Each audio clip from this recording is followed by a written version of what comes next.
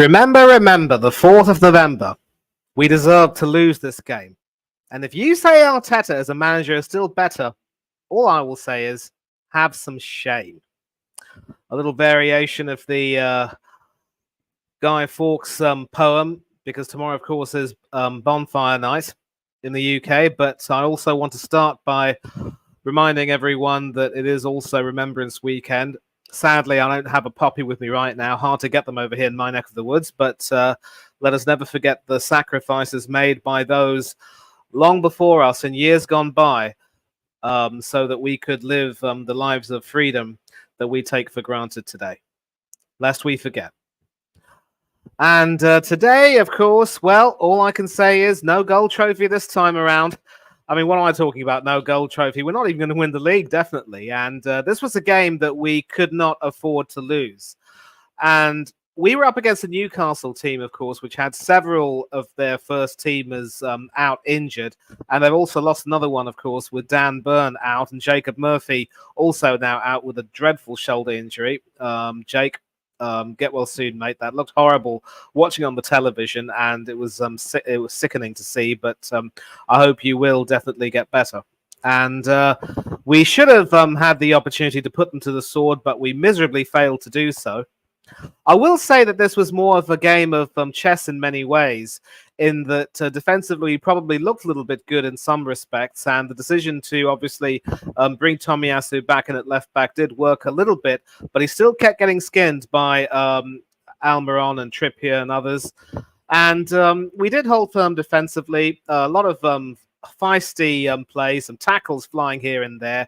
Kai Havertz in particular was very, very lucky not to receive more than a yellow card, although I suppose Stuart Atwell probably thought that maybe, sending him off too early would have been, a little bit too controversial. And it was just a game which had to be settled with either one moment of quality or one moment of lackadaisicalness, and it was our defense that was caught napping. And of course, it just had to be the ex-gunner Joe Willock with the assist. Well done to him for keeping the ball in play. Why VAR saw it fit to not consider Joe Linton having his hands on Gabriel's back, I will never know. And also not consider the offside. Three cases denied, and we ended up conceding. But I'm not going to be one of those people, certainly not like a certain character on AFTV who will rage at the VAR officials and say they cost us the game. No, we never were able to get a true foothold in the game. We never forced Nick Pope into a save. David Raya was never really forced into a save, to be fair, until that particular moment, and he completely flopped horribly. And it was just one of those games where we pretty much saw our level. We're never going to be one of those teams that will really challenge for the top. And this was a game, as I said, we could ill afford to lose because, of course, Manchester City did lose over here in the League Cup. But they're a team, unlike us, that can legitimately say that they've got bigger fish to fry. And for what it's worth, we still have quite a few games coming up next week. And I will now try and get into the comments. I think we've got some people coming in, of course, and I will post a link in the chat. But I do have one person backstage.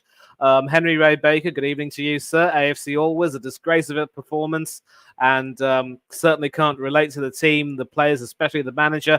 And I think it's fair to say that in as much as Tomiyasu had a marginally better game than Zinchenko at West Ham, that can't be the standard. If I never see this inverted rubbish ever again, it will be too soon. And a clear out needed. Hi, Adele and Manny. Sadly, Henry, Dale can't make it today. So, of course, you're in the company of yours truly. And you will join. I will put the link in the chat. I promise you that. Stuart Lakey, welcome. Absolutely appalling.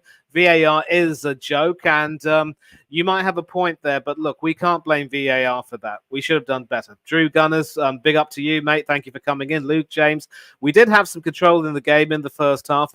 But in attack, we were pretty toothless. And Eddie Nketiah, he's got to go. I'm sorry. I don't care if he scored a hat-trick against a team like Sheffield United. People gas him up for that. Toothless against West Ham. Toothless tonight. For Pete's sake. The season officially finished on Wednesday night. Well, we do still have the FA Cup, but I'm sure a lot of people will be saying that could be gone. Sack him tonight. Get Diego Simeone now. VAR's a joke. So annoyed. A large number of angry people. It's not quite near as angry as the person backstage. Big up, everyone, all of you. So happy to have you here. Del Boy, of course, is in the chat, and hopefully we will have him come in. But of course, Selzhenchenko and Havertz ASAP couldn't agree with you, and I think you can possibly take Ben White with him. Big up, everyone. Thanks. Really appreciate all your support. Please like and subscribe. You're bleeding mad things, as the ticker says.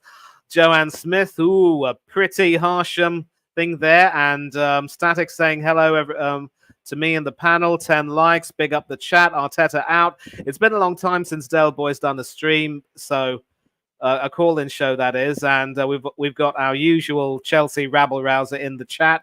Big up to you and thank you for coming in. And Carl Ross is saying VAR is not an excuse. 11 men showing zero fight for 11 minutes against a team missing 8 of their starting lineup to injury. You make your own luck. And so that's all with the comments. And I will now just copy the link and post it in, but not before welcoming our first guest tonight, the Wexford Volcano, Mr. Kyle Walsh. Good evening to you, and it's been a long time. I loved watching you on the Aussie Gooner channel. I loved seeing you on Jez's stream. And listen, we've lost tonight. Our season is all pretty much as good as done. I've missed hearing what you've had to say. Fire away. All yours. First of all, big up to you, Manny. Great to be on the show with you again tonight, man. Always an honour and a pleasure. Big up to all the chat, all the real ones. I have to get a few things straight here, Manny. Number one, that is absolutely shambolic. And it has been from day one of this season. I said at the beginning of this season, I don't want to hear any more excuses. No excuses this season, Manny. Excuses are out the door. And all I'm hearing so far in the last 10 minutes, VAR. VAR this, VAR that. VAR fucking nothing. We had 11 players out there today representing the badge. And I tell you the truth, everyone should be put against the wall and shot. They're embarrassing. Absolutely embarrassing. I grew up looking at this great club of ours winning major trophies. And now all of a sudden we have the audacity to throw them trophies in the bin and call them Mickey Mouse trophies. There was a Mickey Mouse trophy back in 1987 when I was dancing around the place when we bet Liverpool Football Club. There was a Mickey Mouse trophy in 1993 when I was dancing around the place when we won the double domestic. And now we have the audacity. We have the balls to call these cups Mickey Mouse competitions. What gives us the right to call those Mickey Mouse competitions? Well, what exactly are we going to win? Premier League titles? Champions League titles? I don't fucking think so. Maybe on the PlayStation. But apart from that, we ain't winning anything with this management. We're not going to win anything with this team, no matter who the manager is. I said it, man. People laugh at me. I'm saying it here tonight again. 80% of that squad are not fucking good enough. They're not good enough. Agree completely. How many years am I saying get rid of them? Havertz, Jorginho. Let me get things straight. Because people won't speak up, but I will. I said, if you look back on the Del Boy shows from the past, I said about 5 months ago, and I think I was the first one to say it. Is Saka really a world-class player? No, he's not a world-class player. I've seen better players at Arsenal Football Club. This fella is overhyped. People say he's worn out. He's playing every game. I'm worn out. I work 12 hours a day, 5 days a week. This fella's playing 2 games a week, if that. And he's a multi-millionaire. He's not world-class. Odegaard, world-class. Ghost. You have to call these lads out for what they are.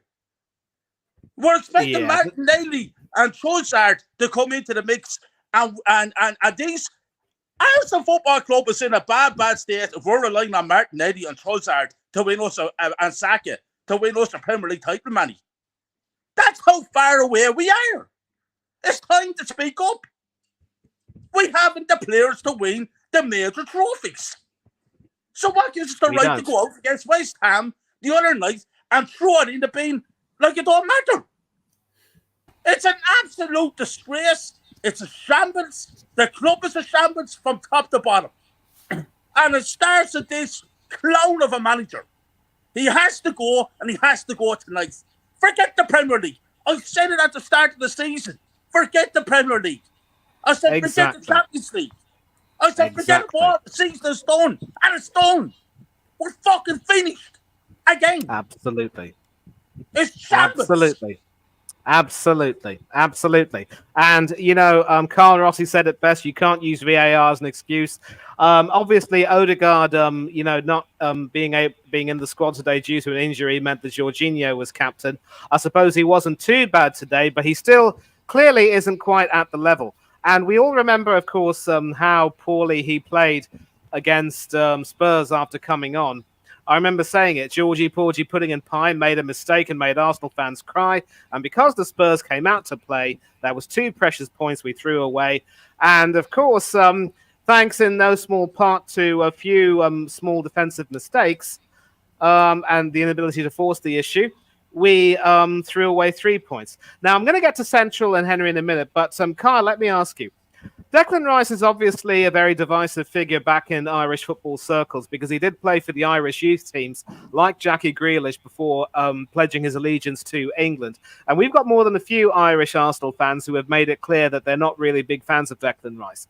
But I think we can all agree that you mentioned that 80% of the squad aren't good enough. If there's one player who can hold his head up high, it is, of course, Declan Rice. Huge appeals for Arsenal to make him the captain very soon. And I suppose if there is any consolation, once Georgie leaves and if Odegaard ends up getting dropped, then Rice should end up taking the armband. Workmanlike in midfield, coming back to defend.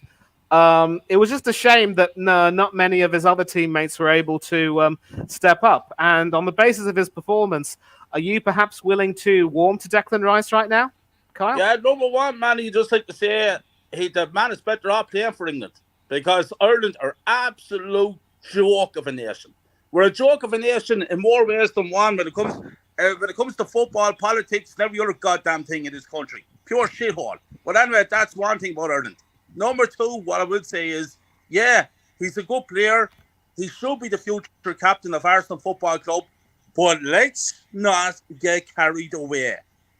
He is not world class like people think he is. He still has improvement. He still has to improve his game. But I'd keep him. He's a quality player and he should be captain. But as far as I'm concerned, the rest of them can fuck off. Couldn't agree more. And obviously, there will be several people who will be on the hit list. But first of all, good evening, Central. Good evening, Henry. Been a long time since we've had a chat, obviously. I hope Dale will come in later on. But once again, you're in the company of yours truly, Central. I don't need to ask you how that game was. It was obviously an utter shambles. I did remember saying at the very beginning of the show, I don't know if you were able to watch it, that if I never see this inverted rubbish being played again, it will be too soon. And obviously, Tomiyasu coming in had a marginally better game than Zinchenko did against West Ham. But still, we need to get Kieran Tierney back in. But again, the big issue, of course, is the Raya Ramsdale controversy. Ex-gunner Joe Willock doing his bit to keep the ball in. And I suppose if you were to take a look at the technology with the whole of the ball not going beyond the line, you have to give him credit for the desire he showed against us to keep it in, get the cross in. But David Raya again. Ramsdale was dreadful in the in midweek against West Ham, but Raya is barely any better. And I take a look at both those goalkeepers right now, and I say, you know what? There's a part of me that thinks that Matt Turner was hard done by. Never mind the fact that we got rid of the guy who was voted recently as the best goalkeeper in the world. So you can laugh, Henry. You can laugh, Henry. You've got a world-class goalkeeper in Alison Becker. Queeman Kelleher, another Irishman, is also a more than decent deputy. And you're also into the next stage of the League Cup. And you're probably the only team this season that has beaten Newcastle at St. James's Park. And I will come to you, but Central. Raya and Ramsdale. What Raya was thinking of trying to, aim that punch for that cross, I have no idea. He's too short. He's barely lightweight. Is he really that much better than Ramsdale, or has Ramsdale just completely lost the plot and become awful? Do we keep one of these keepers or get rid of both of them? I know Kyle will say get rid of both of them, definitely, and he has a big point. But Central, give me your thoughts, son. What do you think? Okay, man, Raya. I think. Oh my God, I think I see a lot of Raya, man. I don't know, man. It might be. I think it's a bit of. It's got to be between him. I think it's a bit of both of him and actually the tactics of. He's not a sweeper keeper, man. He's just. I don't know, man. I think with Ramsdale, I think has to do with poor form. I don't think Ramsdale's world class, man. He's an all right goalkeeper, but with Raya, man, it's like. I don't know. He had a good game against Spurs, and then ever since the Spurs game, he's kind of his form's kind of dropped. But I don't know, man. It's like if we get rid of both, who we're going to get? It's not any world class goalkeepers out there. The whole world class is so outdated at this moment in time, man. It's just I'm sick of it. This player's world class and that player's world class. It's just it's just man, they kind of take the fun out of world class, man. It's I don't know, man. It's hard to drop. I don't know. I think maybe do a gamble of rotation, one game Raya, one game Ramsdale, or vice versa. But I think this Raya experiment is really on. It's not working, man. I think Brentford got the best out of Raya, but when he came to Arsenal, man, he's just playing the super keeper system. It's not working for him. He's just playing out of the back. I think the infertile crap. I think it's the goalkeeper thing. It's kind of it's killing football. You have a goalkeeper have to play from the back instead of staying in the sticks, man. I don't know, man. Yeah, I'm personally never fond of this particular nonsense, and the irony is we got rid of Emi Martinez because apparently Arteta didn't like him, and a lot of these clueless Arsenal fans will say just as well because Martinez simply can't play out from the back. Utterly ignorant. He's improved his play from the back and has become the perfect all-round goalkeeper, and we will of course be playing them in the beginning of December, and that's going to be a game which we will need to really try and win. Jaminho says it. Raya needs to go. Enough is enough. Shred his contract. End his loan.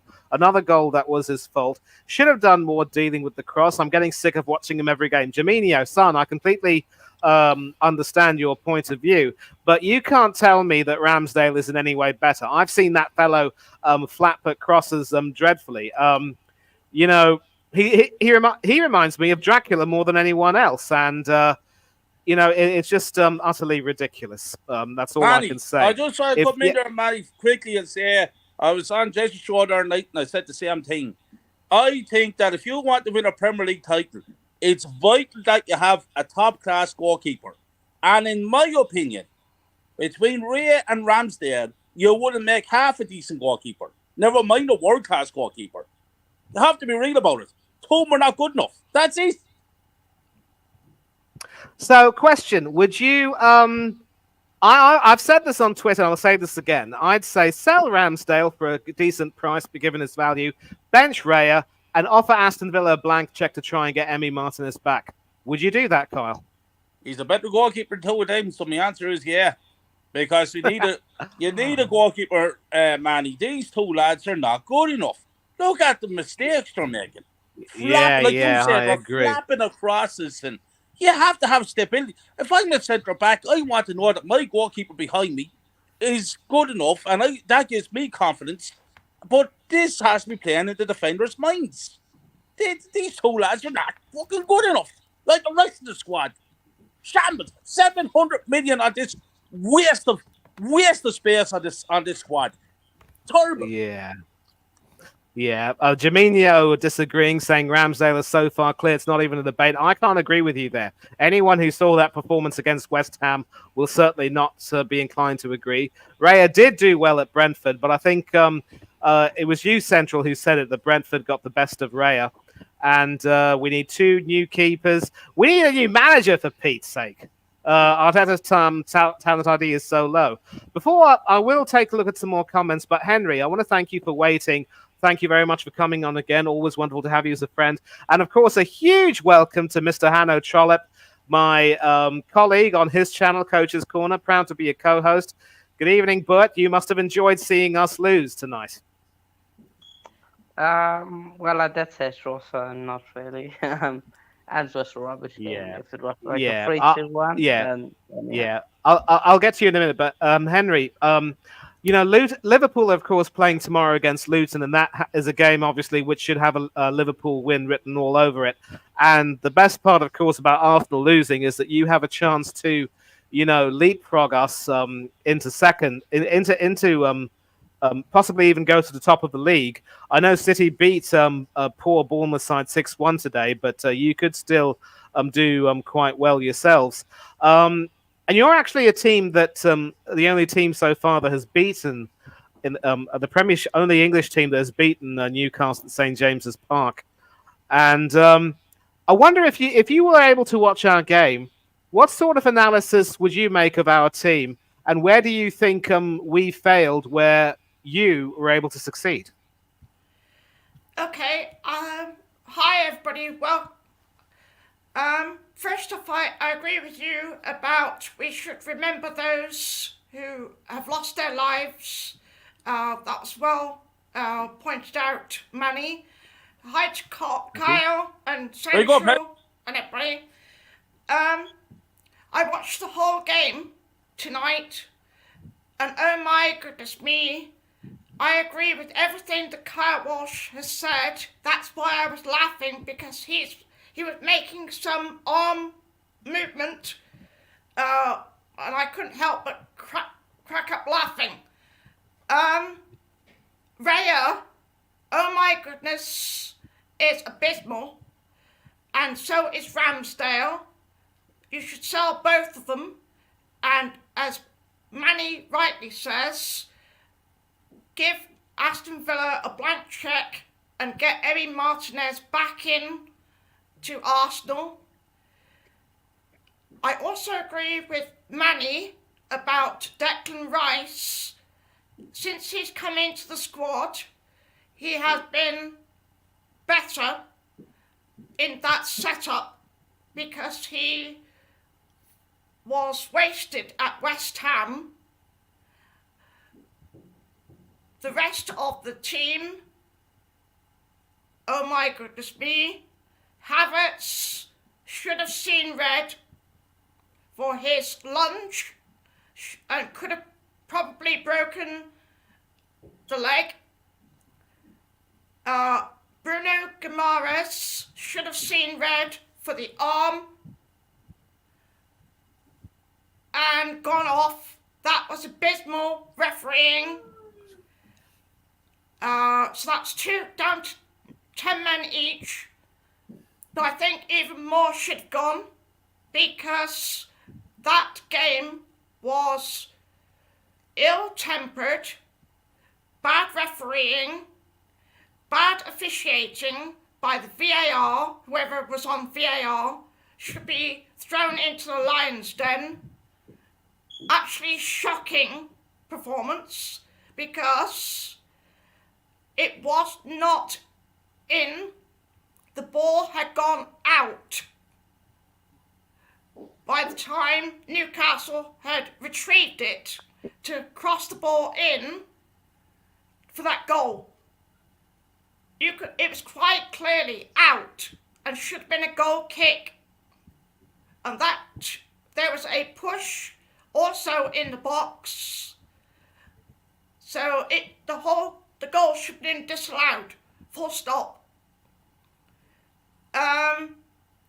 What else was there? Tackles were going flying in and out. It was pouring with rain. That didn't help. What else? Stuart Atwell needs to go with Mike Dean and Get Lost, as well as KSE, Arteta, and get rid of the lot. Because when you put on your shirt, whether it be Arsenal, Liverpool, Newcastle, City, you wear it with pride and you play 100%. And if you don't give 100%, you don't deserve to wear the shirt.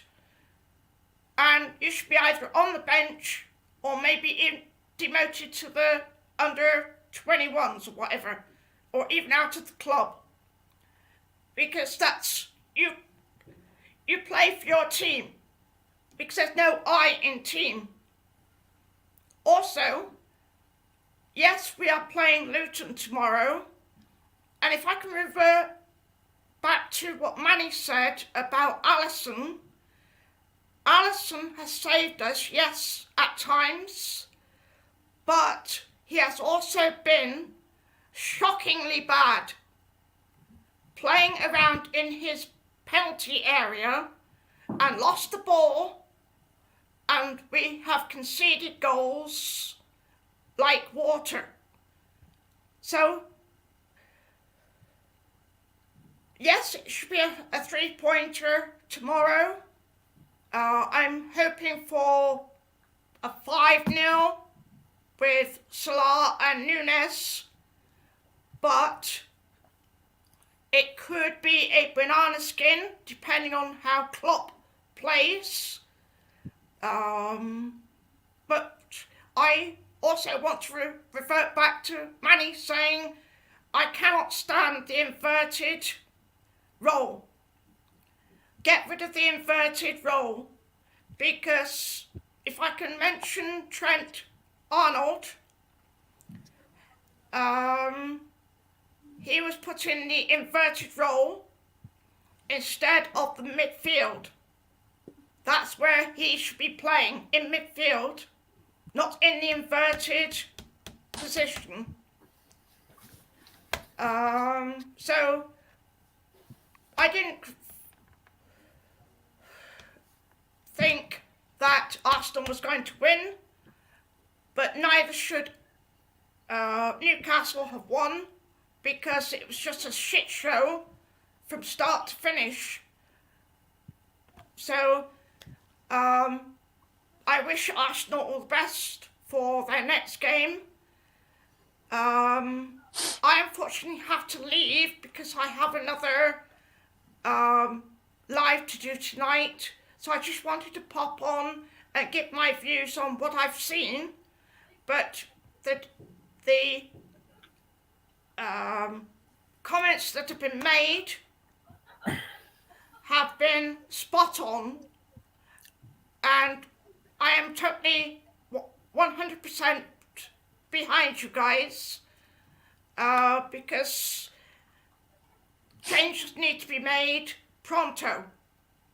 And if changes don't get made, then it's going to be a long, long, long season for you. Sad to say. So thank you very much for allowing me to come on, Manny and Kyle and Central. I appreciate it. So that's my views on the game, and tomorrow's game against Luton. Thank you very much. And as always, it's good to have you on. And I will tell everyone to subscribe to your channel, Henry Ray Baker. You do some interesting stuff, including watch-alongs to some comedy series. So hopefully we'll see you again soon. But until then, good luck for tomorrow and take care of yourself. And as always, lest we forget, let's not forget the sacrifices made by the people in years gone by so that we could have the life we take for granted today. Mr. Sullivan, good evening. Thank you for your comments. Thank you for coming in. I'm going to get to you very shortly, but Hanno, let me just come back to you. I want to thank you for that. for coming on. Obviously, unlike a certain other Chelsea fan, you're not a rabble-rouser. Now, I want to get back to the comment that you made, of course, where you said that the refereeing was absolutely awful. I think you can agree with us that we probably didn't deserve very much from the game. You probably saw the whole game, and I wonder if with your Chelsea side, who might be going through some similar problems of your own, whether it's your goalkeeper or the inability of the team to sort of pose too much of an attacking threat going forward, for Eddie Nketiah, Reed, Nicholas Jackson, for instance. What were your observations of the game? And, is there anything that you could do against Tottenham that maybe we couldn't? And, of course, we're now going to be hoping that you beat Spurs and that Pochettino gets a win over there so that at least they could lose their unbeaten record, for Pete's sake. Yeah, but for me, I think the referee was atrocious. I think if you look at it, the ball was definitely out. If it was a foul on Gabriel, it's debatable. For me, he is onside, Gordon. But yeah, Drew Gunners. If you see the photos on social media, I have to disagree with you. But it is, if you think so, it is. But let's be honest, Arsenal were really poor. Even Newcastle were poor today. I think the things of us they haven't replaced is Xhaka, and I don't know if it was Edo or Tete that thought of it, but I think they were thinking they didn't know of any 8 that was really available, and they thought they could mold Havertz into an 8, and it hasn't come off with Partey injured. That also hasn't worked because now we can't play Rice and Partey, which he was probably going to do. But yeah, I don't know, Darren. What do you think? Maybe should there have been any 8 side? Or do you also think they try to mold Havertz into an 8? Sorry, I don't get the question about the 8 bit. What? Do you think they wanted to mold Havertz into an 8, or was it just Havertz. poor business? Yeah, Havertz. Did they want to make him into an 8, or was it just I poor see what business? you mean now. I see what you mean. No, I'm really suspicious now of what's going on with Havertz and whether this was dumped on Arteta, this signing. Because I don't think anyone in their wildest nightmares would have ever selected Kai Havertz for Arsenal before the start of the season. He's 65 million, so perhaps Arteta feels like he has to play him. But Arteta is all out for himself and will never give up the job because it's too good a job for him to give up. Because I don't think he really cares about he cares more about himself than Arsenal Football Club. Let's put it that way. And rather than spit venom at the bald Edu, and he's probably, well, if you've dropped a donkey on me, then I'll see if I can stick a saddle on it and wheel it up and down Blackpool Beach to make it look good. You can only put so much lipstick on a pig, and I'm afraid Havertz is just a donkey. I mean, the great Tony Adams was labelled with that really unfairly, but this guy is a donkey, and he's a Chelsea pensioner, and we are full and littered with lightweights in this squad. Eddie Nketiah is a lightweight. He's got no weight. If he gets the ball and he gets surrounded, he can't knock other people off. He gets brushed over and just pushed about, a la Vieira, a la Jorginho. So what chance have we got when Arteta's selecting this team, which is his squad and his team? We're down to about 8 men before we even start because we've got a donkey and 2 lightweights at least, possibly 3. If you like, in the week, when it Vieira, Jorginho, And Havertz starting. I can't remember if Havertz started in the week or not, but I think it was. so you're asking me, is Havertz? Do we think they're trying to make him an 8? My answer to your question is, we've got 8 players starting each game when them 3 are in the team: Vieira, Jorginho, and Havertz up front. But as far as today's concerned, here's my thing on it. Right, today I am angry. I've got a headache. I'm sick of it. Absolutely sick of what happened in the week and today. But do you know what? I've stopped watching that game this evening, and I'm actually getting quite excited that we're going to go on a losing streak and we're going to get rid of this utter clown, because that's what needs to happen. And I think there's every chance now we're going to lose about 6 or 7 on the trot, because what I'm seeing at the moment is Saka out wide, not offering anything. Martinelli not beating any men. Pedro Neto is roasting Man City defenders, right? And he's roasting defenders week in, week out. And everyone's gassing up Saka and Martinelli. I don't believe that they're as good as what a lot of our fan base think they are. Saka, 100%, great player, not world class, but great player, great story for the club. London, greater London boy, Arsenal fan, great attitude, superb on all that. But at the moment, I think Arteta's lost the dressing room. Ben White had his hair coloured, and then he's rung up his hairdresser and gone, "I've just scored an own goal. It's bad luck. I coloured my hair white. Can you change it again?" You know, I mean, what is going on? You know, what these players got too big a ego. And absolutely. As the last person said, there's no I in team. And I'm afraid we look like a bunch of individuals at the minute. Yep. Now, as far as the game is concerned, I never like seeing Arsenal lose to injustice. The ball's clearly out. This VAR is just pathetic. How they can say that Gabriel weren't fouled is another joke, because he gets pushed. He's crouching over and he gets nudged to the floor. And then there's a bit of a delay in the ball sort of bobbling about for a little bit before Gordon tucks it away. If he hadn't been pushed over, my view is Gabriel might have got to the ball before Gordon. And I can't see an offside. Where were they getting that from? There's no way it's an offside. But the other thing is, Havertz has gone piling in and was lucky to be on the pitch. He should have been sent off for that tackle. He slaughtered the bloke. He went flying in. And this bloke's got he could have been sent off in the first half. So it means we're down to 10 men after 30 minutes. Yeah, we got Drew Gunners over here offering a contrarian take, saying that he caught the fellow with his trailing foot and not his kicking foot. He wasn't really breaking anything. And I'm sure you'll remember the 91 FA Cup final between Spurs and Nottingham Forest, which should have been Arsenal against Nottingham Forest, only for Gaza and Lineker to break our hearts that day.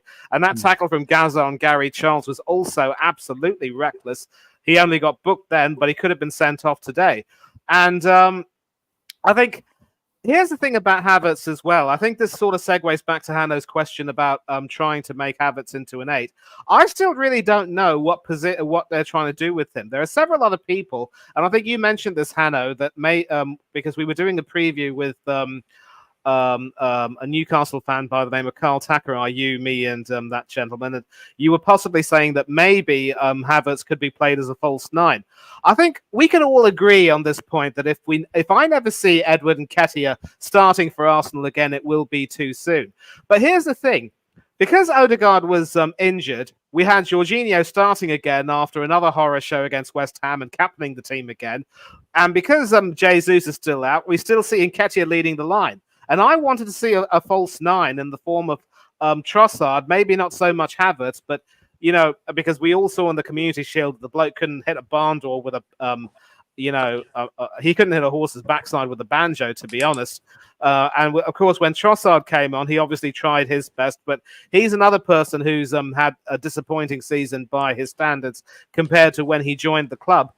I just wonder, and I'm going to put this question to you first, Central, then to you, Darren.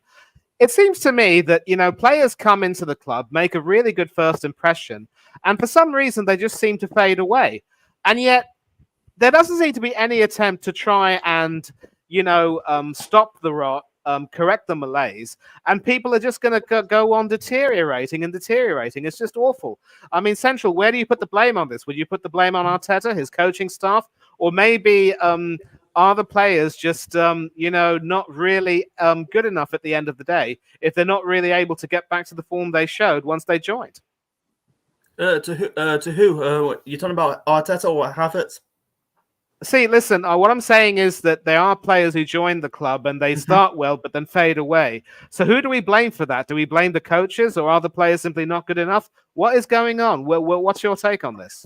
It's hard to say, but I think I don't know. I don't know, man.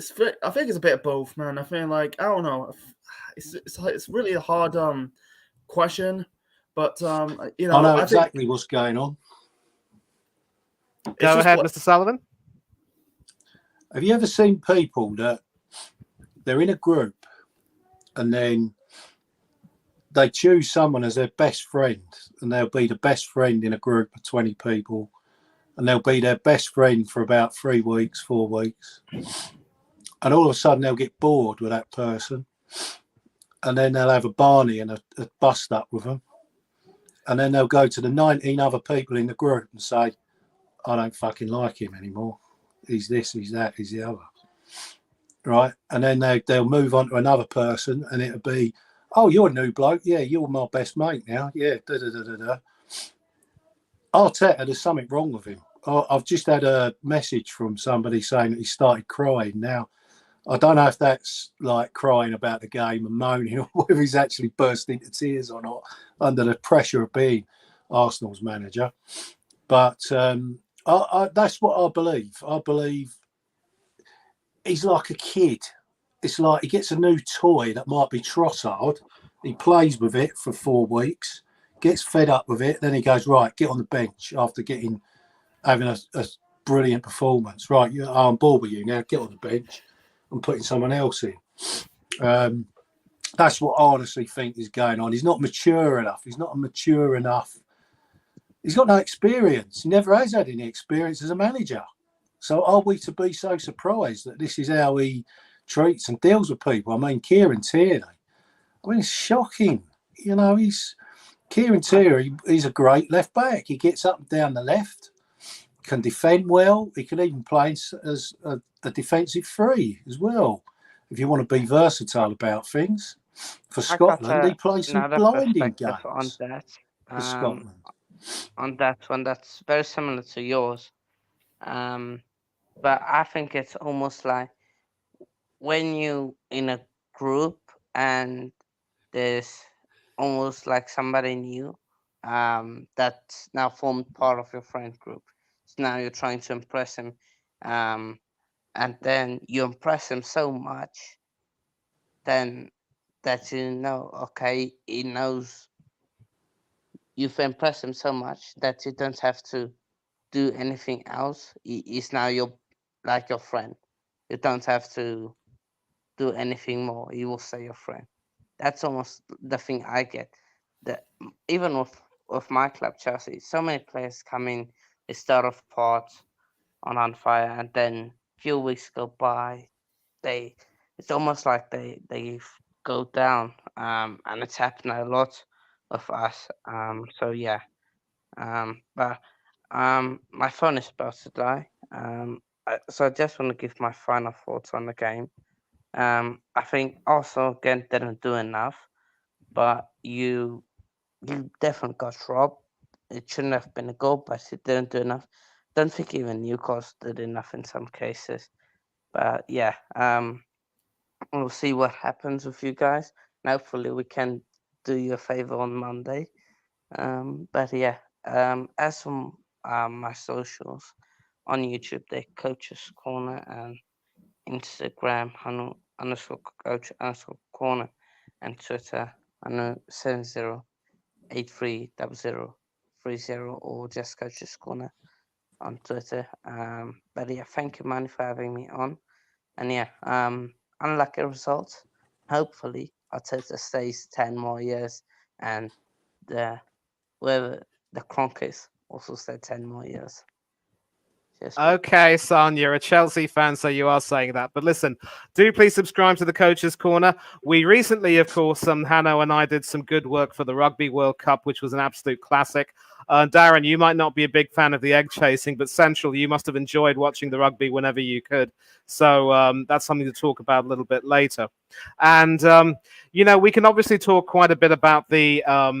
I think this might possibly be a bit of a short stream, but I have tried to, get a few Newcastle fans to come and join. One of them, obviously, with whom I did a profile on Hannah's channel, couldn't make it. But hopefully, if we get some people to join before long, we could possibly make a stream out of it. But now, of course, it's the time to take a look into the future. It's crystal ball time, which is something I normally do. And, yep, here it is. So this one is out of the way, and if we take a look at the fixture list, we do have a couple of home Champions League ties against Sevilla, who we beat in Spain very fortuitously, of course. A home game against Burnley on the 11th, an away game against Brentford on the 25th. We have the international break in between. A home game against Gary O'Neill's Wolves, who aren't a very easy team to beat, but also did lose to Sheffield United today. And then, of course, a game against Luton on the 5th of December. And a big game, of course, coming up on the 9th of December against our former manager and our former goalkeeper at Villa Park. And they've turned Villa Park, mind you, gentlemen, into an absolute fortress. Now, we basically have some games which we should win, and I think the home games in the Champions League are games that we should be expected to win. And if we fail to win, that really will sum us up as a team that simply isn't fit to compete in the top upper echelons of Europe, not just yet. Burnley and Brentford should be games where Burnley should be a win, and Brentford as well. At least we should back ourselves to put up a better fight. And last season, of course, we beat them on their home ground. But I'm a little bit worried now about, obviously, the Aston Villa game. You've seen how Aston Villa have played this season. They've recovered magnificently after themselves being pasted by Newcastle at St. James's Park, and of course losing to Liverpool at Anfield in between. But they've been scoring goals. They've turned Villa Park into an absolute fortress. They've also found ways to win in Europe, albeit in the Conference League. And Unai Emery is really working some magic with that team, and he's a manager, I'm grateful, who doesn't need to indulge in this inverted nonsense. He plays with a flat back four, but can also evolve into a back three with the two wing backs, Matt Cash and Luca Digne, and that midfield. And even if he plays with a lone striker, it's none other than the in-form Ollie Watkins, who starts ahead of Edward Nketiah for England. I'm going to start with you, Mr. Sullivan, because last year, you might remember the fortuitous result we got at Villa Park, and I think that was because Emery started to play a bit too defensively, and it let us back in. And you did say that we should be able to win, but you also did say that Emery is a fine manager. Let me ask you, how impressed have you been with the work that Emery has done this season? Where do you think he's improved? I think he's stopped playing too defensively, but maybe you can, expand on that. And do you see us doing, repeating that result we got at Villa Park last season? Maybe not with the same scoreline, but at least getting 3 points? Right, yeah, I've made a note of the questions. There's a few in there.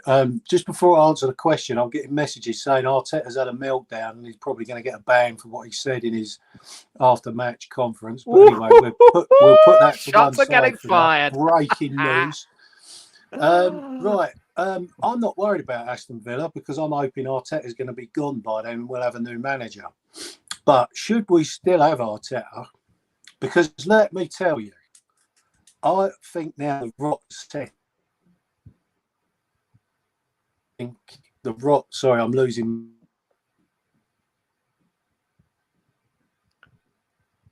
Yeah, we'll wait for you to possibly come back in. I think maybe it's my Wi-Fi that's getting down. We've lost 2 games, and they're games that we should have won. I mean, we should have beat West Ham. But he didn't play the right team, and we should have won today. Newcastle were there for the take, and I don't care what anyone said. We were a better team in the first half, but we just could not fuse midfield to attack, and we ain't got no attack. We've got Eddie Nketiah up front, so that's a mess. So I think now things are so predictable. All these managers of these other teams, and they're all good managers, right? They can all see that if you shut Saka and Martinelli out, put 2 defenders on each, their heads go down, and we got nothing going through the middle. So if they block off the sides, what have we got in the middle? Declan Rice is more defensive than he is attacking. And Jorginho's next to useless. He looks up and tries to do those over the balls over the top, and takes about an hour to pass the ball over the top. So everyone can see I can see what's coming from Uxbridge on my sofa, right? So I'm not too worried about Aston Villa at the moment, because I think we're going to have defeat against Sevilla. I think Burnley will get a draw against us. Brentford will beat us, and by that time, I think Arteta's going to be in a world of shit, and he's going to be clinging on for his job. So, by the time we get to Aston Villa, I'm hoping that we've got a new manager. And by the way, as well, I also expect the club to release some merchandise tomorrow, a mould of My Little Pony for Kai Havertz. But anyway. Yeah. The more things change, the more they stay the same, right? Yeah. So Emery, well, he's gone to a decent club. They've won the European Cup. They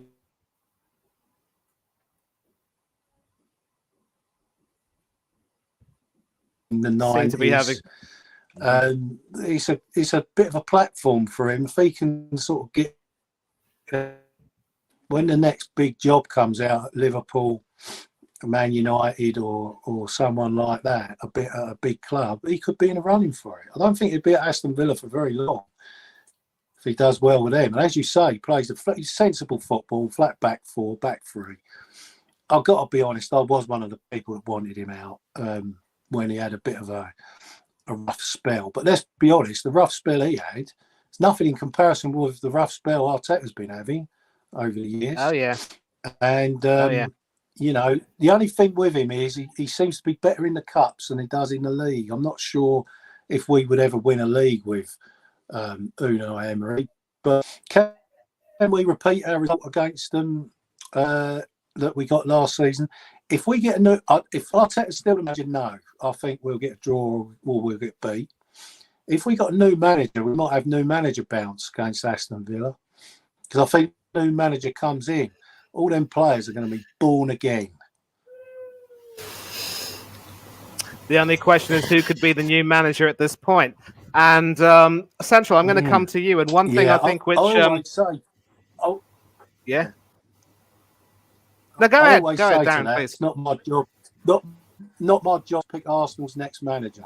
That's beyond my pay grade. Someone else can go and do that. As long as they got some experience and they're decent, I'll fully the manager if he's got some experience, pedigree, and he fits Arsenal's class, tradition, and methods. Yeah, well, all I can say is that if he does come in the middle of the season, he's going to be on a hiding to nothing, so good luck to him. But Central, I'm going to come to you. And one thing which was probably not mentioned, of course, was that I did say that Emery doesn't play the inverted system, and Darren and I agreed that his football is very sensible. But, you know, this goes back to the inverted style that we are still very fond of. We had Tomiyasu starting at left back in the more inverted fashion. At least marginally a better defender than Zinchenko, but he was still at times getting skinned by Trippier and Almiron. Although if Zinchenko had started, it would have been even worse. Credit to Zinchenko, he came on and at least looked a little bit better. But none of us will want to remember that West Ham defeat in a hurry. And the reason why I'm personally not confident is that Arteta still doesn't have the ability to evolve beyond playing that ridiculous formation again and again and again. He changes some players to sort of suit his wishes, but he plays one style of football, and at times it's just stupid. Whereas with Emery, you can see that he's got the tactics required to really dismantle that sort of style. We mentioned that he has the back three, and Cash and Digne go bombing forward. I can just see Matty Cash skinning Zinchenko or even Tomiyasu again and again and again. And don't get me started on Ollie Watkins. So I'll come to you now, and there's probably going to be a set of loaded questions. But do you see us repeating last season's result? And how has your opinion of Unai Emery evolved since he was at our club, got sacked, but has now come to Aston Villa and done magical things with them? Oh yeah, I think we're going to get beat by Villa, man. There is no way I don't think we're going to turn up at Villa Park, man. I think with Unai Emery, I think let go of him was the biggest mistake. In like the final few games of the 18-19 season, I think a lot of fans were a little too harsh on him. And then unlucky in the Europa League final, got like demolished by Chelsea. But I think he never got backed. They just want like Arteta from the get-go, from the beginning. I don't think Emery was the first choice, but since he got sacked from Arsenal, I think like it was a blessing in disguise. Because of the ownership. I don't want to get in this stream, but he done well with Villarreal. Won them their first. I think it's their first trophy of the club's history, the Europa League, and then got them to the Champions League semi-final. Since he came to Villa, at least I think I could see Villa winning something this season. Like, I think the Conference League, because I never actually seen Villa win a trophy. This is like, because I mostly saw them doing, the Martin O'Neill era, finish sixth, going to Europe, going to a cup final, got into an FA Cup semi-final, and also got relegated, years later. But seeing Villa going back to, I'm going to guarantee you, I think Villa is a falling giant of the English game. People don't really give Aston Villa any respect of the history of that club. But I think Emery, I could see Emery. I think the only league title he won in his career was the league title with PSG. I think I didn't really see a little bit of Aston Villa this season, but I heard good things about that club. They're breathing down our necks. I think 100%. I think we're gonna drop out of the top four. I think, thank fucking God. I hate this thing. It's a wet dream for top Gunners. Top four this, top four that. At least with Aston Villa, like if they actually get top four this season, at least with Aston Villa, I think they will probably have a go in the Champions League because they care about winning something. They don't have like a fan base of. They'll set crap. It's win or bust. That's the aim of sport. You win or you lose. Couldn't agree more. Live from the land of the peaches, it's Mr. Odom, the Southern Gooner. Good evening to you, brother. I hope I don't want to be in imposition on your time because you probably might have to do some work with Lee, maybe. But we've been speaking about the game. We've been speaking about our future prospects. We've been speaking about our former manager and the job he's been doing. First of all, welcome once again. Give us your opinions on the game. And as always, we know you shoot from the hip. Fire away. What was that we watched this past week? Can somebody explain to me? Can somebody explain to me what we watched this last week? I'll give you a promise. We're watching the downfall of one Mikel Arteta. The hour is at hand, gentlemen. The hour is at hand. When you are in hospice, you know that it's coming. This football club is in hospice. And we know what's on the way. Get your affairs in order. Start getting your prospects lined up. Pull out your sheet. Look up your managers that you want to come in. Get your little list. And you start circling off. Because we know that Mikel Arteta's time is up here.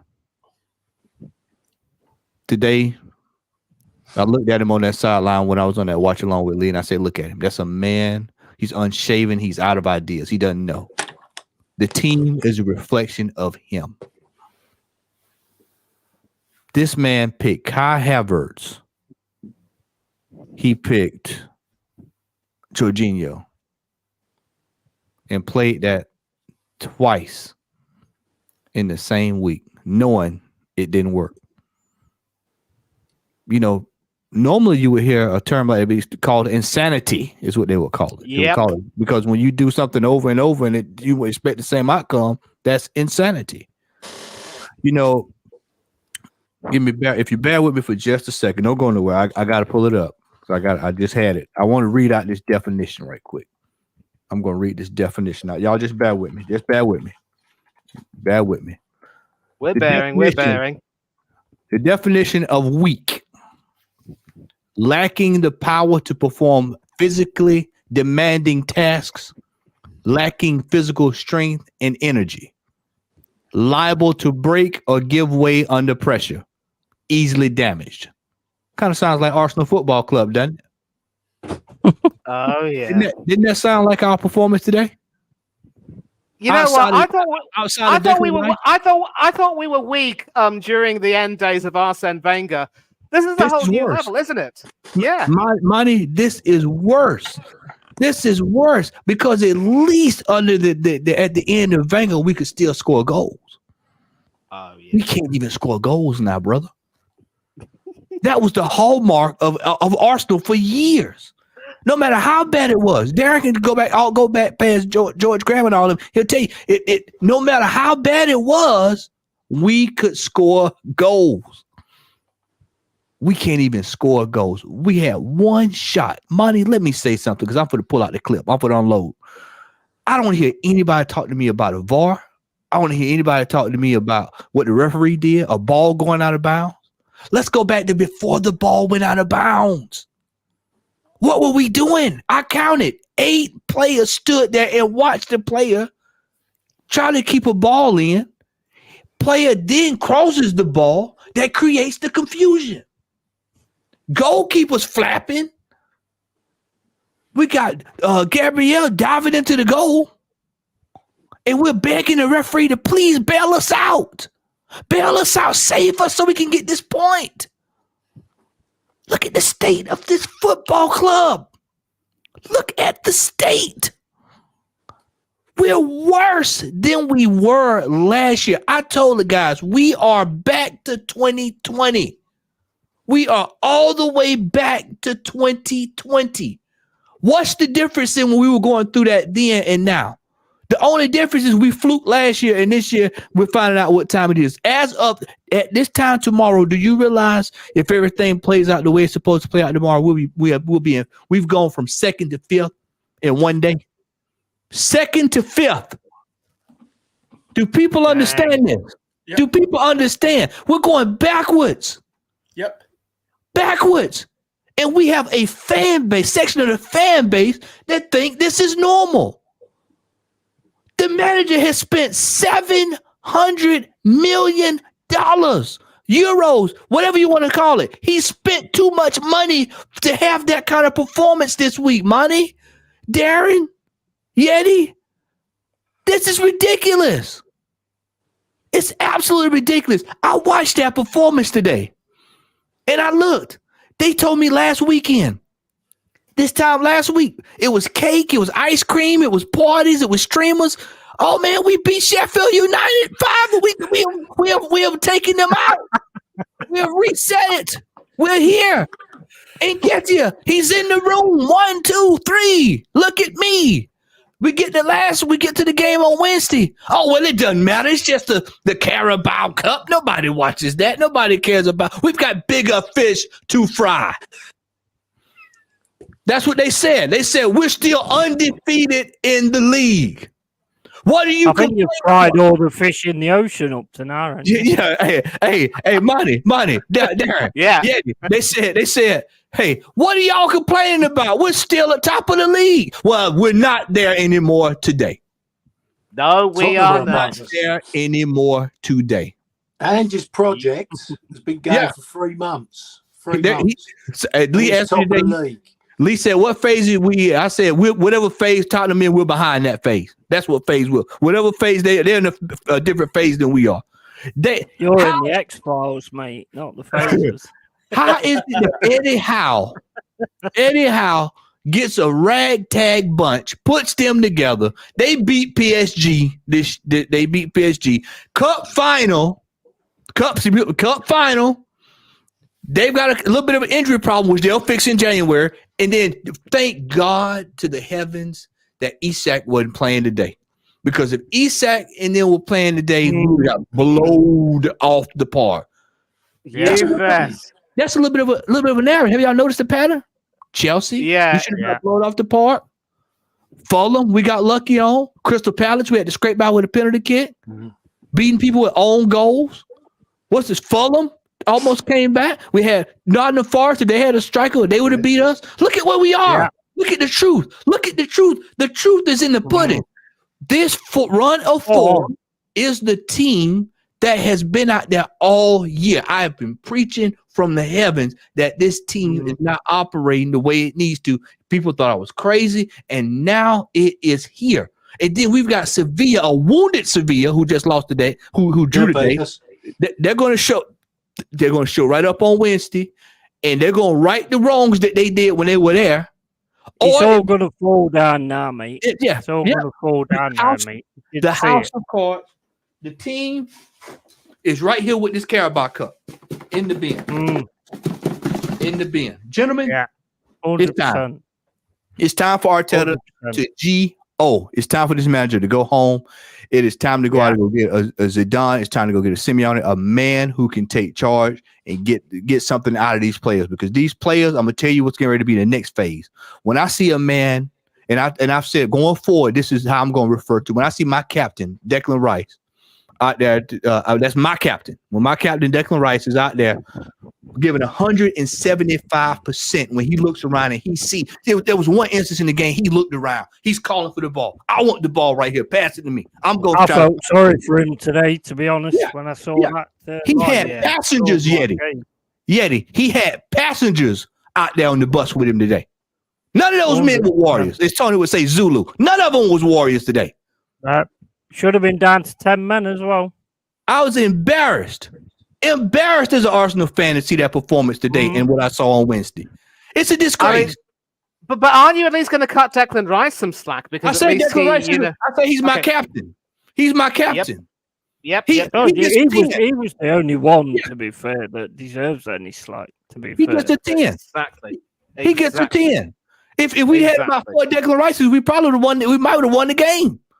But the problem, we out there with Kai has $65 million. That's what $65 million. That's what got Jorginho and them so wound up. Bruno was over there telling him, say, hey man, they said 65. I mean, Joel Linton, 65 million, brother. They only paid 40 for me, and look at me, I'm doing better than you. 65. You was absolute trash today, mate. Absolute trash. And anybody that's going on about the fact that you were ripped off or anything like that, stop being like Liverpool, man. Stop being like Liverpool, because Arsenal are way above Liverpool. Liverpool are the ones that always say that everything's unfair and all that kind of stuff. Yeah. That ain't Arsenal. Yeah, it happens. Yeah. Get over it. Go away. You've got away with one shot on goal. One shot on goal, straight to the goalkeeper. That's all. Yeah, exactly. That's that doesn't lie. That's that doesn't lie. VAR doesn't have anything to do with one shot on goal, straight to the goal. Exactly. And Yeti, first of all, good evening to you. I'm glad you were able to get a few, points in. And obviously, as a Forest fan, we were speaking about Aston Villa earlier on before you and Matt made your appearances. I think it's fair to say that you might not be necessarily looking forward to tomorrow's game. Except, of course, you are at the City Ground. Not really. You are, of course, at the City Ground, though, and Aston Villa are a little bit iffy away from home, so maybe you have a chance as long as you can get your defence and midfield working right. But, of course, as a Forest fan, you will probably remember the glory days of Brian Clough, maybe not too far back, but certainly at least when... I mean, do you remember the days of Martin O'Neill and company, Peter Shilton, the European Cup years? Oh yeah, 100%. Oh, yeah, as a Forest fan, you don't forget that. Beautiful. So, Darren was mentioning earlier about the fact that Ben White saw it fit to, dye his hair a ridiculous color. He then scored an own goal against West Ham, and then maybe as out of fear for that, he went back to his salon and said, "Mate, I need to get my hair color changed. It's a bad omen." But I think it's fair to say that, and I did mention this in the chat when you were on Jez's stream. I did ask you, and I think you'd agree with me, that if Brian Clough were manager, he would have literally ripped Ben White a new one, read him the riot act, and dropped him for daring to dye his hair colour. And so, 100%, mate. 100%. Yeah, and so if we had Brian Clough in the dressing room, what exactly do you think he'd be saying to the players right now? And who do you think would get the rough end of the stick, and who would be spared the rod? He'd probably turn around to Havertz and say, "Listen, young man, you're not very good. There's better players out there than you." And then he won't be on the pitch anymore, to be honest. Brian Clough didn't mess about, and if you did anything like that, if you're gonna dye your hair white or whatever, you better show on that field that you're, that ain't the only thing that you're all about. Because if that's the only thing you're all about, your ass is getting kicked, mate. You're out of there. Yeah. You didn't mess about with people like that. And the one thing I'm going to say about the game today, I thought you was trash. I don't think you actually did anything. The fact that they got that goal, I don't care about whether it's unfair or not. At the end of the day, everybody gets decisions that aren't right. So you need to be bigger people instead of crying about that. And I know there's a lot of people on this panel that won't cry about that. They'll actually, keep it real.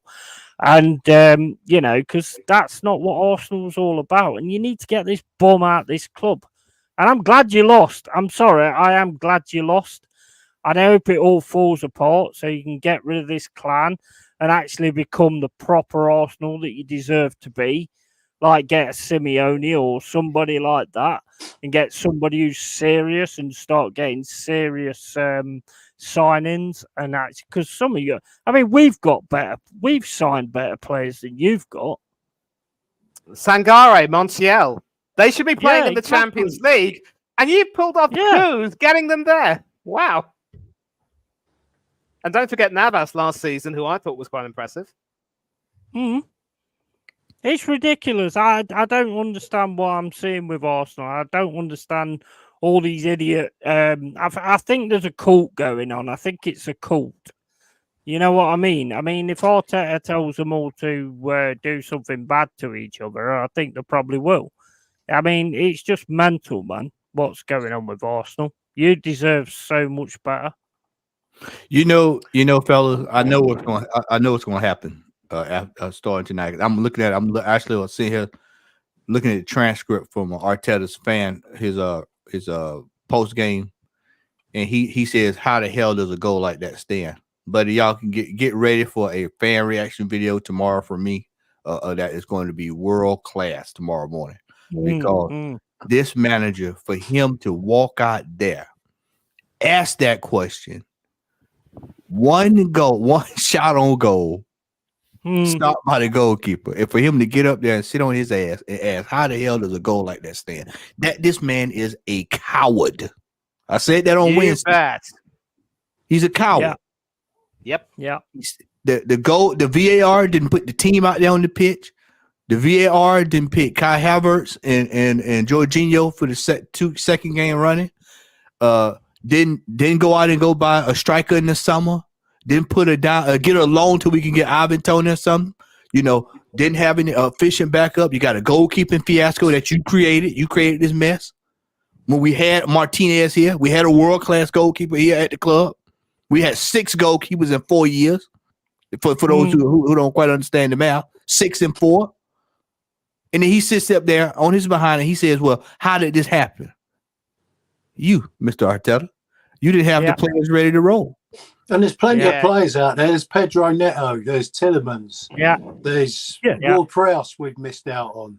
Madison. Ollie Watkins. You can go on and on. There's plenty of alternatives. That are not you big-time should have been Charlies, getting Sangare. like Jorginho. Kudus. Like Havertz, big-time Charlies. Chelsea pensioners. Yeah, Chelsea pensioners. Yeah. Chelsea pensioners, man. And I'm going to say this. I've had several people say this, and I'm beginning to start thinking like this now. There needs to be an investigation on why we keep buying Chelsea players. Mhm. And notice that the deals get done quick. Notice that the deals are done like that with Chelsea players. Spot Yeah, on. I mean, Yeah, to be fair though, we have given Chelsea some of our best talents over the years. Ashley Cole, Cesc Fabregas via But they give Barcelona. you of their course, shit. Olivier. Wait a minute, Monty. Wait a minute about now. Remember, we didn't give them Cesc. We turned them I down. know. Exactly. I said via Barcelona. Okay, And he could have come back to us, but we said no. And But yet, I think it's fair to It's Yeah. catchy. Man United have started buying pensioners. Mason Mount.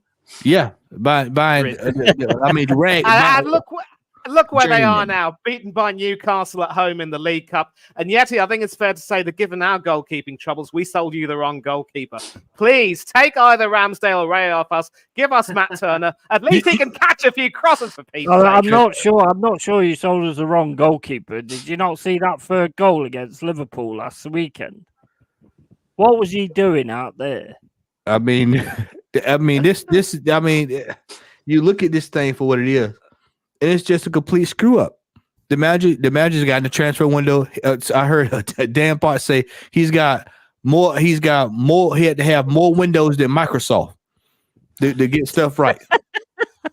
I mean, every time it's a window, you gotta get to the next transfer window, the next window after that, almost $1 billion, and that's what we. When you hear $1 billion, all four of us know this. Five of us, excuse me. All five of us know this. $1 billion squad. That was the Galacticos back in the day. I mean, you talking. You hear somebody say $1 billion squad, you thinking City, Bayern Munich, some of the big dogs. You hear about 700 with us, and you like $1 billion. You like Kai Havertz. Fabio Vieira, brother. You're becoming a joke, man. When you go to the bench, look at the bench and look how bad we are. And gentlemen, we are only in November. Yep. And Hendon Gooden said it perfectly. Come November, the squad deficiencies would be exposed, and the VAR controversy, not value-added tax, it's VAR, just a worthless get-out-of-jail card. Yeah. But Central, you've been sitting quietly over there at the top of the screen, listening to everyone have their say. You've been nodding your head in agreement.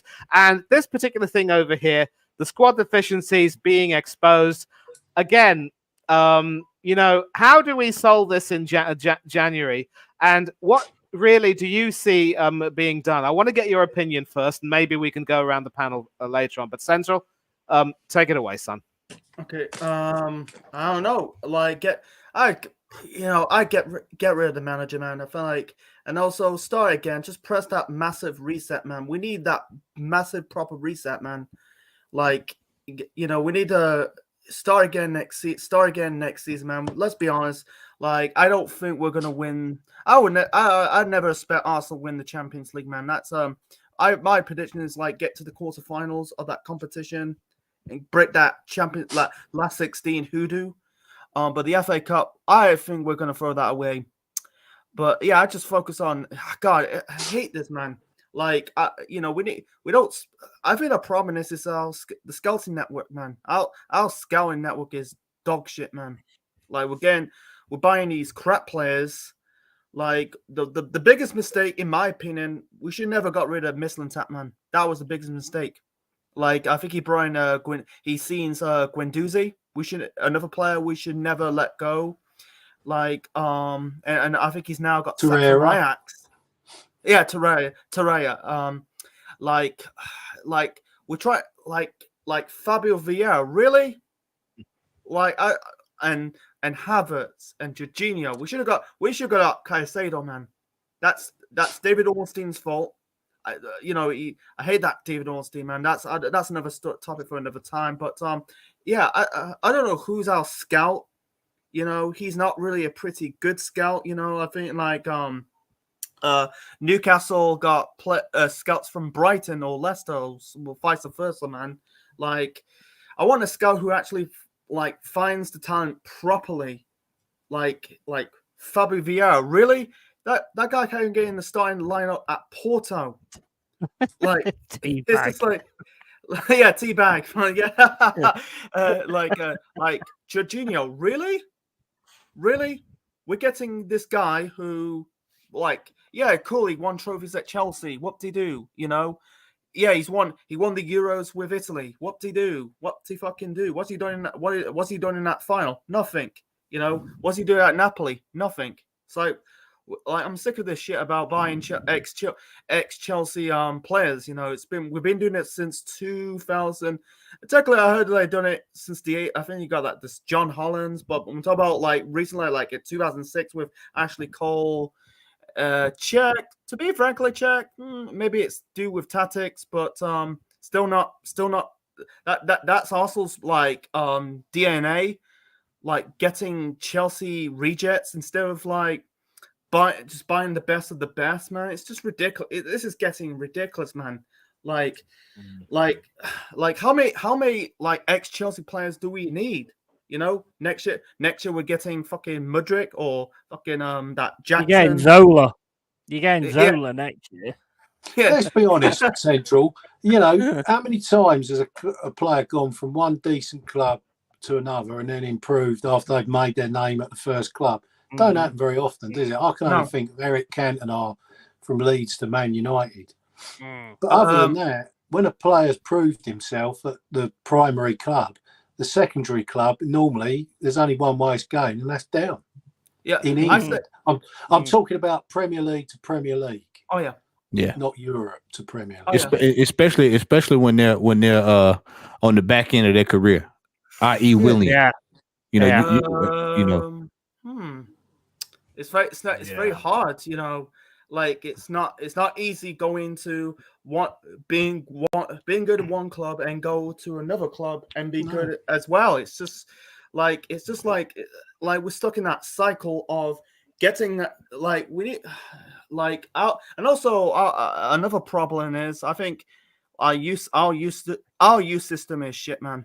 I'm sick of this. I'm sick of this fan base like going on about this hell end. Like it's the second coming of La Masia or the young Ajax, the Ajax youth shit. It's like it's not. You know, the only good player really bust his ass and done well has been Saka. But since then, it's like we're getting crap youngsters. Like we can go like on and on and on, like the Jack Wilshires and the Henry Lansbury's, and I'm gonna say about this Smith Rowe. I think he's flopped, man. I think he's a good player, but he's like Jack Wilshere. He's just never stay fit, man. It's like I don't know, man. The one player, I think the one ex-player, I want to be part of that youth system is Tony Adams, but that's never gonna happen. Like, I think you got like Jack Wilshere's managing the youth system. But like, really? Yeah. The worst part is, I think there was a story in the news today that the under-18s were supposed to travel to Brighton, but the bus ended up going all the way to Bournemouth. You could read about it on Twitter, and I think that just sums up the state of the club. It's one incompetence, competency after another. It's almost like, as we would say in the UK, Matt, it's a carry-on thing. And it's ridiculous. And yeah, and of course, Mr. B taking the mickey out of us, saying, "Now we don't want Raya back. You can keep him." And mate, that's fighting talk from you, because you've been complaining about Flecken and Strakosha for God knows how long, and now you don't even want Raya back. Thank you very much indeed. So listen, gentlemen, we are going to wrap this up in the next few minutes, and I really want to thank all of you for coming in. And obviously, Central, you've given and Darren, you've given us your points of view. But Yeti, I'm going to come to you. Let's start with your crystal ball. Arsenal do have a couple of Champions League games. We've got league games against Burnley and Brentford, and then of course the big game against an Aston Villa team who you're going to play tomorrow. So I suppose, firstly, how do you think we're going to do in those games prior to Aston Villa at the very least? And what sort of a game plan are you going to have for Aston Villa so that maybe we can learn from you when we travel to Villa Park to play them? Well, to be honest, I mean, the only game plan we've got, because we're getting loads of injuries all the time like we did last season, so something's not going right there. So I think we're only going to have to be able to play the same standard as what we did last season, where it's like the low block thing. And it's not a bad idea with Villa, to be honest, because they have got some absolute demons in attack. You've got Watkins, you've got Diaby. They are a lethal team. I'm not looking forward to that one, to be honest with you. We haven't lost in 19 games at the City Ground in the league. Tomorrow could be a really dicey one. I'm always going to call it the way it is. Obviously, if I wear my red spectacles, I'm going to say we're going to beat them easily 5-0, but that ain't going to happen, so there's no point saying it. As for the other things, I mean, I don't think we're going to learn you anything, to be quite honest with you. But, I mean, your next few games, I mean, I'll be honest, I hope you lose.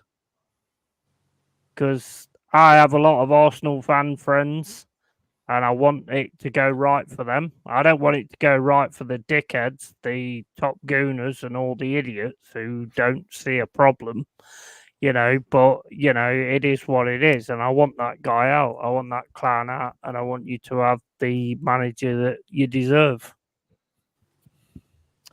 Yeah, I mean, from your lips to the Lord's ears. Mr. Odom, final question to you.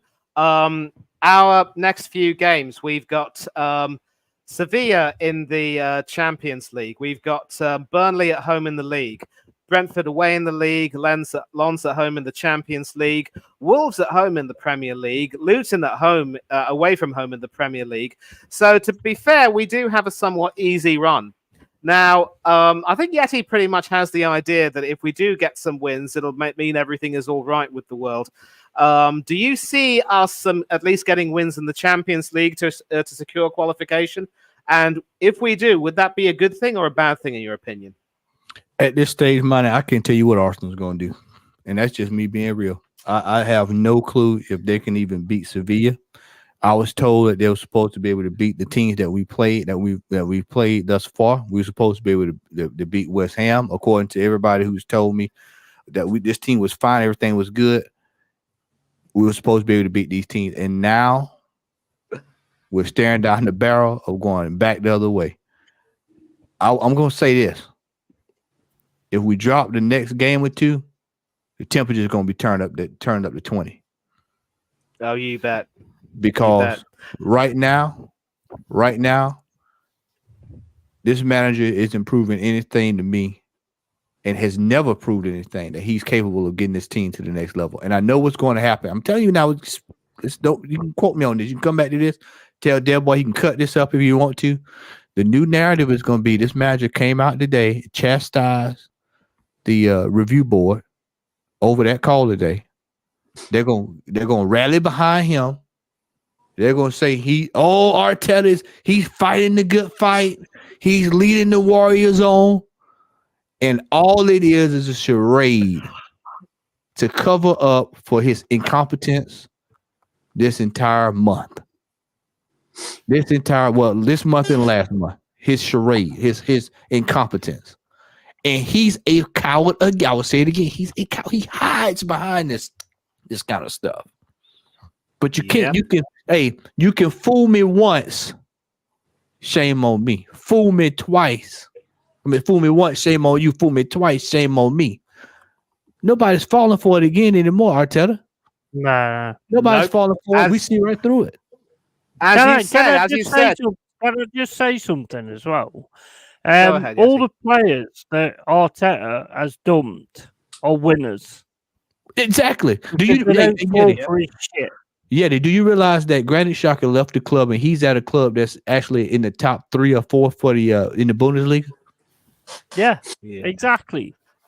Aubameyang, they're all, all these Tierney, they're all winners. Martinez, so they don't Martinez, exactly. Yeah, Martinez, and they don't fall for his shit, and that's why I don't want them.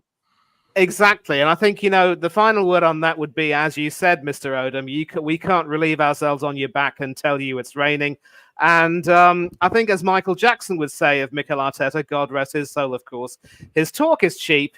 He's not a man, and he's throwing stones to hide his hands.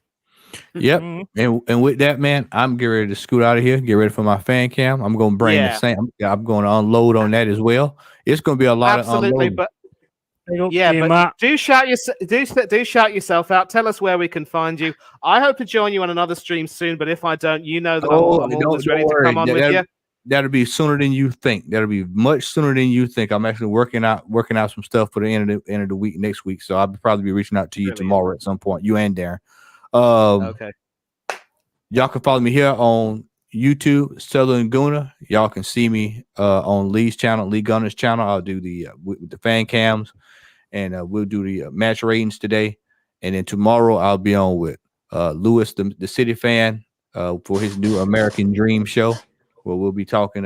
We'll get all of the brothers from here across the United States, and we'll be talking to footy. And I've got to try to figure out how I'm going to discuss this foolishness that I saw today, tomorrow. So be on the lookout for that, man. Monty, Yeti, Central, Darren. You know I love y'all boys, man. It's always good to see y'all. You know what? It's funny. I was sitting there looking at everybody, and you can put me down. You can put me down now, Monty. You can go back to the regular squares. You know when I came in, it's funny because I was sitting there looking at Darren, looking at everybody's face, and it's a look of no surprise because all of us we've seen this come. We were thinking maybe after December, January, we November is here already. So now it's just time to go ahead and turn up the heat. So yep, and it was about this time of this month, of course, that Emery ended up getting sacked, and maybe history will repeat itself. Hey, 3 more weeks he'll be here for you. In 3 more weeks he'll be here for you. 3 more weeks, of course, it will be Thanksgiving. Maybe we'll have something for which to be grateful, of course. Yeti from Nottingham. I mean, you could either be the sheriff of Nottingham, but if you don't like to be villainous, you're definitely our version of Robin Hood, robbing from the rich to feed to the poor. Thanks for joining us. Always a good friend of our club. Do tell us where we can find you and what you got coming up. Thanks so much for having me on here, guys. I really appreciate it. Good to see you again, Manny, mate, because I ain't seen you for a while. So big up to Matt as well. Big up to Central. Big up to Darren as well. I have a big affinity to you Arsenal fans, although I am a Forest fan. So, if it comes down to us playing each other, I ain't on your side. Let's just put it that way. My channel is Long-Haired Yeti's Cave, and you can catch me on there. If you have any issues like, you're getting bullied or anything like that, you have any things you want to talk about, then hit me up on Instagram, Long-Haired Yeti, exactly the same name. I'll always help you. I'll always try it because I am quite good at psychology, to be honest, but I do talk a lot of shit. But, that's just me. So, thanks anyway for everybody having me on here. Sub to my channel. Make sure you sub to this one as well. And make sure you hit them likes, guys. And big love to everybody. Thank you very much indeed, mate. Good to have you on, and we hope to see you on the future. Central, as always, another big friend of ours. Good to have you back. And do tell us where we can find you and what you've got coming up. Not much coming up, but you can still follow me on Central Man Network on YouTube. Perfect. Thank you very much indeed. And saving probably the best for the very end, Mr. Sullivan. No disrespect to the other panelists, but you've been here early. Always a friend of our channel. Always good to see your shining face. I think the keto diet makes you look a little bit younger every single day. And do tell us what you've got coming up on your Instagram. And is there anything we should look out for? Yeah, Darren Sullivan 49 on Insta is all I do because I don't really get a lot of time for this, but I absolutely love doing it because it's a stress buster from everything else I've got going on. I'll put the odd bits and pieces up, clips of the games and the odd poetic song along with images, all appropriate within the legal boundaries sort of thing. So I haven't really got a lot. I'll just pound that out and just keep churning it out. And at the moment, we're in fever pitch. I mean, this is looking fantastic. I mean, Arsenal Football Club, apart from last year where we had a freak season where the World Cup was on, and I think the fixtures were kind. But notoriously, over the years, Arsenal Football Club have always had an appalling November. November is the month where we are catastrophically bad. And history doesn't repeat, but it rhymes. And I solely believe that we are going to go on a run of defeats now that see the end of this manager. And if that happens before Christmas, that would be the best Christmas present I've had in a long, long I time. hope that happens, If mate. Arteta's gone.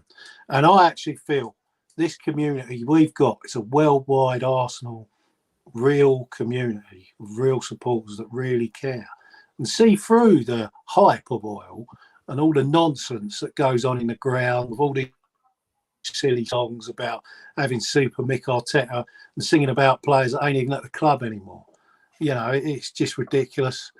So let's keep the faith that we're going to go on a losing run now, and Arteta is going to be under massive pressure. Yep, and of course, as a fan of 80s music, as the song goes, even if we do throw things all away, things can only get better. Whoa, and on that, we will end it here. Yeah, I know people swear by the Deering version, but Howard Jones, there's no one like him. But on that note, we will end it. I do apologise for my awful singing. Thanks a lot again to our amazing panel. Thanks a lot to everyone in the chat. All of you who've commented, you're the ones who have made this video what it is, and you're the ones who continue to make the channel what it is. We do have one more comment sneaking in at the very end. I'll try and get that. Do you think the players, apart from Rice, are downing tools? That is something we will probably be discussing every single chance we get. It could be the start of it, and I think Darren might have something to say about that. Thank you very much indeed, Ryan. I hope so. Yeah. Thanks again to everyone who's commented. There's nothing much more to say. As Del Boy would say, take care. God bless every one of you.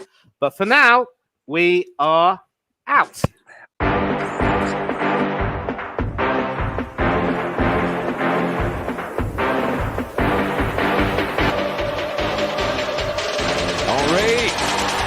What a goal!